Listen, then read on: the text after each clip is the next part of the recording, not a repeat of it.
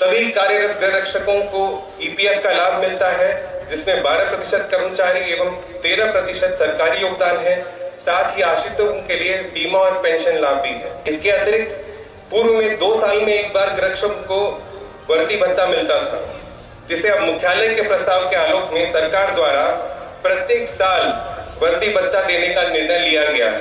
गृह रक्षकों के मातृत्व अवकाश एवं दुर्घटना या रोग से ग्रसित हुए गृह रक्षकों के लिए 2 माह का मानदेय देने के संबंध में सरकार में सहमति बन गई है और सरकार के संकल्प की प्रतीक्षा है। जहां तक मानदेय में को बढ़ाने की बात है, इसको 774 रुपए से बढ़ाकर 1085 रुपए करने के प्रस्ताव पर सरकार में उच्च स्तर पर विचार किया जा रहा है और उम्मीद है कि शीघ्र ही इस पे सहमति बन जाए। मैं शुरू करना चाहूंगा गृह रक्षा वाहिनी, जो 1947 से बिहार में निष्काम सेवा के सिद्धांत पर काम कर रहा है। वर्तमान में 36,063 गृह रक्षक पूरे साल कानून व्यवस्था बनाए रखने और महत्वपूर्ण संस्थानों की सुरक्षा के लिए तैनात है। हाल के चुनाव में उनका समर्पण विशेष रूप से देखा गया, जहां 1,30,000 से ज्यादा कर्मी पैक्स चुनाव और लोकसभा चुनाव सहित विभिन्न चुनाव प्रक्रियाओं में तैनात किए गए। मुझे यह बताते हुए खुशी हो रही है कि 2006 से लंबित चल रहे विभिन्न विज्ञापन की भर्ती पूरी हो गई है और करीब 10,000 गृह रक्षकों की भर्ती हो गई है। इसका सारा श्रेय डीजी महोदया को जाता है, जिन्होंने इस समस्या का समाधान किया एवं गृह रक्षक बल को जीवन दान दिया। हमारे कार्यशैली में पारदर्शिता बढ़ाने के लिए राज्य सरकार ने ई कमान की स्वीकृति दी थी। ई कमान डेटाबेस से ड्यूटी बांटने में काफी पारदर्शिता आई है। इसकी सफलता के बाद सरकार ने ई कमान के दूसरे चरण होमगार्ड सूचना प्रबंधन प्रणाली HGIMS की स्वीकृति दी है, जो अब सभी जिलों में लागू किया जा रहा है। डीजी महोदया के नेतृत्व में बुनियादी ढांचे के विकास में अभूतपूर्व प्रगति हुई है। अभी जो जिला समादेष्टा कार्यालय परिसर बन रहे हैं, उनमें पुरुष और महिला गृह रक्षक के लिए अलग अलग बैरक है, जिनमें मेस, रसोई घर और सफाई की पूरी सुविधाएं हैं। नवादा में 10 करोड़ रुपए एवं अरवल में 8 करोड़ रुपए की निर्माण परियोजनाएं 95% पूरी हो चुकी है। सारण, कटिहार, मुंगेर और औरंगाबाद में करीब 40 करोड़ रुपए की नई भवनों के लिए प्रशासनिक स्वीकृति मिल गई है। पुरानी गाड़ियों की जगह लगभग 3 करोड़ रुपए की लागत से 14 नई गाड़ियों का क्रय किया जा रहा है। डीजी महोदया हमेशा जोर देती है कि गृह रक्षक एक सम्मानित बल होना चाहिए, जो प्रशिक्षण, आधुनिकीकरण एवं अनुशासन से धीरे धीरे सच होते जा रहा है। इसी के अंतर्गत आधुनिक बनाने का एक प्रस्ताव भी है। इसके तहत शुरुआत के तौर पर डीआईजी और कमांडेंट दूसरे राज्यों का भ्रमण करेंगे और जल्द ही एक प्रस्ताव देंगे।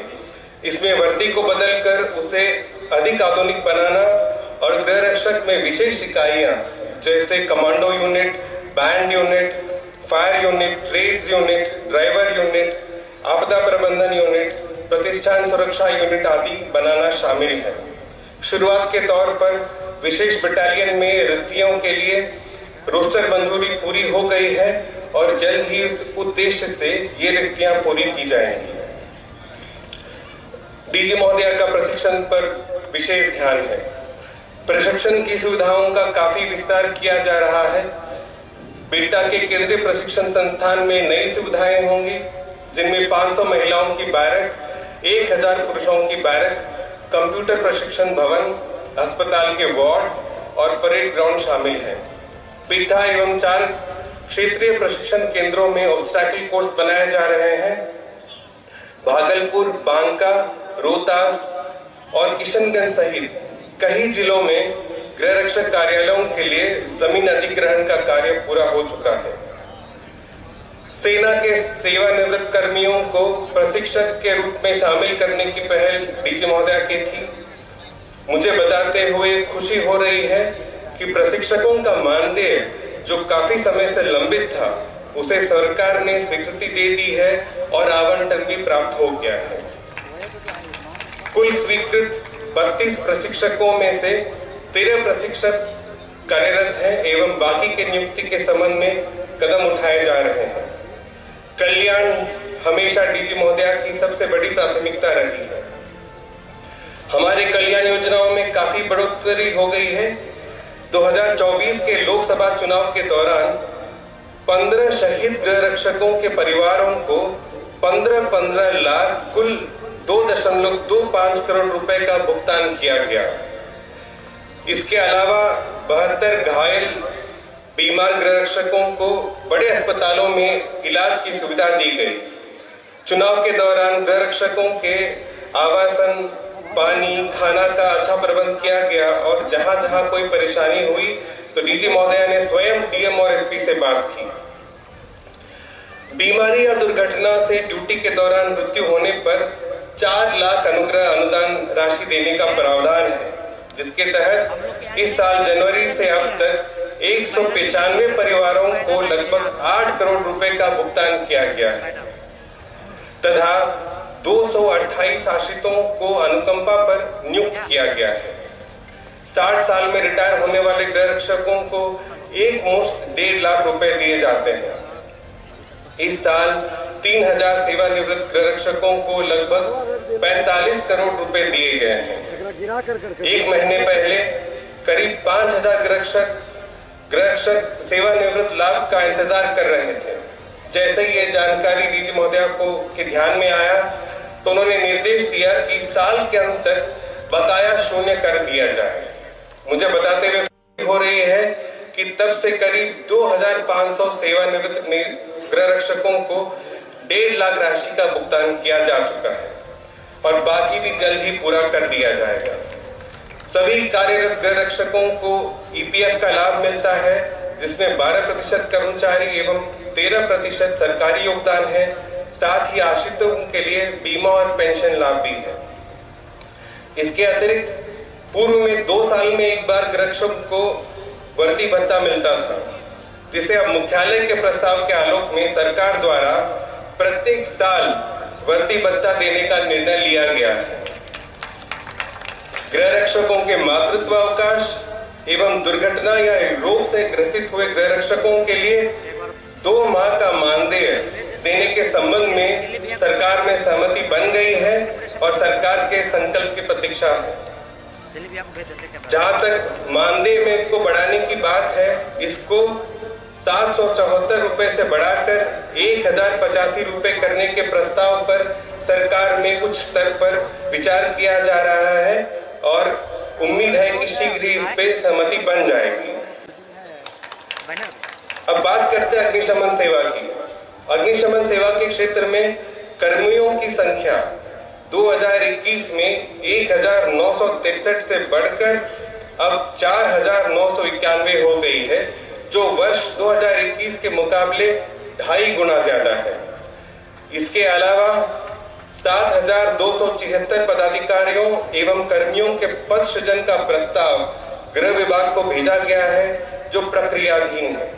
यह परिवर्तन अभूतपूर्व है और बिहार अग्निशमन सेवा हमेशा डीजी महोदया का आभारी रहेगा कि उन्होंने इसे एक स्वर्णिम युग में पहुंचाया। एक बड़ी उपलब्धि यह है कि अग्नि प्रशिक्षण अकादमी को अधिसूचित कर दिया गया है, जिसमें 92 पद स्वीकृत हैं। हम एफटीए फायर ट्रेनिंग एकेडमी को राज्य प्रशिक्षण केंद्र एसटीसी में परिवर्तित करने की प्रक्रिया में है, जिससे प्रशिक्षण के लिए हमारे संसाधन बढ़ेंगे। अग्निशमन सेवा के 163 पदाधिकारियों एवं कर्मियों को एनएफएससी नागपुर एवं अन्य संस्थानों से प्रशिक्षण दिलाया गया था। वर्तमान में अभी 207 प्रशिक्षणार्थ है। सभी पदों के लिए वर्दी, फॉर्मेशन साइन, बैज, रैंक के बैज और अन्य समारोह की चीजों को मानकीकृत किया गया है और सरकार ने इन्हें सरकारी गजट में अधिसूचित कर दिया है। डीजी महोदया के अथक प्रयास से इतिहास में पहली बार 17 जिला अग्निशमन पदाधिकारी की नियुक्ति हुई है और मुझे उम्मीद है कि वे इस परिवर्तन को आगे बढ़ाएंगे। इसके अलावा 40 अनुमंडल अग्निशमन पदाधिकारी नियुक्त किए गए हैं एवं प्रशिक्षण ले रहे हैं। 2338 न्यू तकनीकों को प्रशिक्षित करते हुए विभिन्न जिलों में पदस्थापित कर दिया गया है। निदेशक बिहार अग्निशमन सेवा सहित विभिन्न राज्य पत्रित पद के 42 पद पर नियुक्ति हेतु अधियाचना बिहार लोक सेवा आयोग बीपीएससी को भेजा गया है एवं उम्मीद है कि भर्ती जल्दी पूरी हो जाएगी। बुनियादी ढांचा का विकास बहुत व्यापक रहा है। राज्य भर में 120 अग्निशामलय स्वीकृत है। वर्तमान में 36 अग्निशामलय भवन अपने परिसर में अवस्थित है। 11 नवनिर्मित अग्निशामलय भवन हस्तगत कर लिए गए हैं। 11 भवन निर्माणाधीन है एवं 25 निविदा के प्रक्रिया में है।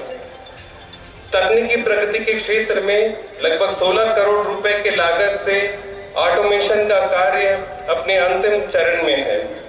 लोदीपुर में Mumbai fire service control room की तर्ज पर एक अत्याधुनिक फायर कंट्रोल रूम बनाया जा रहा है। इस महीने के अंत तक हम ERSS से जुड़ जाएंगे और ऐसे करने वाले भारत के पहले राज्य होंगे। सभी अग्निशामक वाहनों में अब MDT टैबलेट और GPS सिस्टम लगाए गए हैं। इसके अलावा अब तक 5000 लीटर क्षमता वाले 53 नए वाटर टेंडर क्रय किए गए हैं। 2023-24 में महत्वपूर्ण उपकरणों की क्रय में water bowser, hydraulic, fire fighter helmet, BA set, fire fighting motor bike और विभिन्न संचार उपकरण शामिल थे। इस साल 78 करोड़ रुपए का क्रय होगा, जिसका उद्देश्य हमारे अग्निशामक वाहनों को ग्रामीण क्षेत्रों में गहराई तक पहुंचाना है। समुदायों से जुड़ाव मजबूत बना हुआ है। अग्नि मॉक ड्रिल किए जा रहे हैं। नुक्कड़ नाटक, पैम्पलेट, LED वाहन, रेडियो जिंगल, टीवी एवं सिनेमा विज्ञापनों के जरिए व्यापक जन जागरूकता अभियान चलाए जा रहे हैं। करीब 17,000 भवनों का फायर सेफ्टी ऑडिट किया गया है, जिसमें करीब 5,500 अस्पताल एवं 2,500 शैक्षणिक संस्थान शामिल हैं। ऑनलाइन NOC पोर्टल एवं ऑनलाइन फायर ऑडिट पोर्टल जल्द ही शुरू होने की उम्मीद है। मुझे यह बताते हुए विशेष खुशी हो रही है कि हम SBI के साथ एक नए समझौते के जरिए अपनी कल्याण योजनाओं को बढ़ा रहे हैं, जो हर अग्निकर्मी के लिए 1.2 करोड़ रुपए का व्यापक बीमा होगा। साथ ही आग की दुर्घटनाओं सहित अन्य दुर्घटनाओं में 20 लाख रुपए मिलेंगे। इसमें बच्चों की शिक्षा, बेटी की शादी, प्लास्टिक सर्जरी, एयर एम्बुलेंस आदि का भी प्रावधान है। अग्निशमन सेवा में 4 पदाधिकारियों एवं कर्मियों को सराहनीय सेवा पदक प्रदान करने हेतु अनुशंसा भारत सरकार नई दिल्ली को भेजी गई है।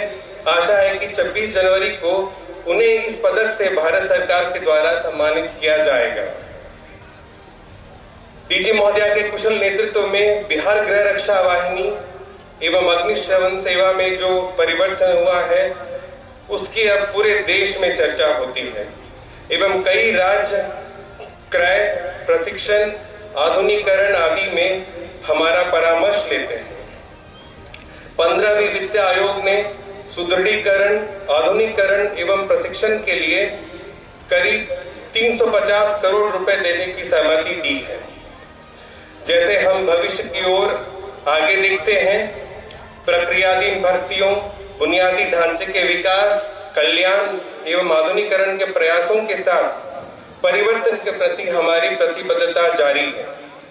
मिलकर हम एक ज्यादा सक्षम, कुशल एवं जवाबदेह बल बना रहे हैं, जो जनता की सुरक्षा और सेवा के लिए समर्पित है। हम सब इसके लिए अपनी DG महोदया के आभारी हैं, जो दिन रात बिना थके, अपनी सेहत की परवाह किए बिना बिहार गृह रक्षा वाहिनी एवं अग्निशमन सेवाओं के परिवर्तन के लिए एकाग्र समर्पण के साथ कार्य करती है। बिहार गृह रक्षा वाहिनी एवं अग्निशमन सेवा के पूरे परिवार की ओर से मैं आपको धन्यवाद देना चाहूंगा। आने वाले समय में आपके कार्यकाल को स्वर्णिम युग माना जाएगा और हमेशा इन दिनों का अपार हर्ष से याद करेंगे कि हम आपकी टीम में इस यात्रा का हिस्सा बन सके। महोदय, आपका बहुत बहुत धन्यवाद। इसके अलावा मैं मुख्यालय में मेरे साथ पदस्थापित मेरे साथी यथा उपासमादेष्टा श्री जयंत प्रताप सिंह, अपर निदेशक श्री राकेश कुमार एवं राजीव रंजन तथा समादेष्टा मोहम्मद इनामुल हक को धन्यवाद देना चाहूंगा, जो इस परिवर्तन की यात्रा में कदम से कदम मिलाकर चल रहे हैं। एवं आशा करूंगा कि हमारे नए डीआईजी साहब मोहम्मद फरूकुद्दीन जी भी इस राह पर चलेंगे। मैं पूरे आदर सम्मान के साथ कहना चाहता हूं कि मुझे इस परिवार के सदस्य होने में बहुत गर्व महसूस होता है। जय बिहार रक्षा वाहिनी, जय बिहार अग्निशमन सेवाएं, जय हिंद।